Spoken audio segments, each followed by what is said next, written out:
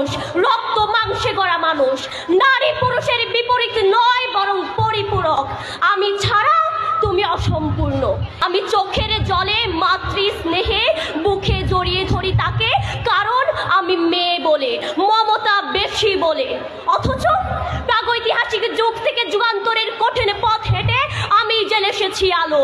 আমার গর্ভ থেকেই জন্ম নিয়েছে লিঙ্কন, আমার গর্ভ থেকেই জন্ম নিয়েছে বিদ্যাসাগর, আমার গর্ভ থেকেই জন্ম নিয়েছে সুভাষচন্দ্র, আইনস্টাইন, রামমোহনেরা। অথচ আমাকেই বারবার পুড়ে মরে সতী হতে হয়েছে সতী দাহে।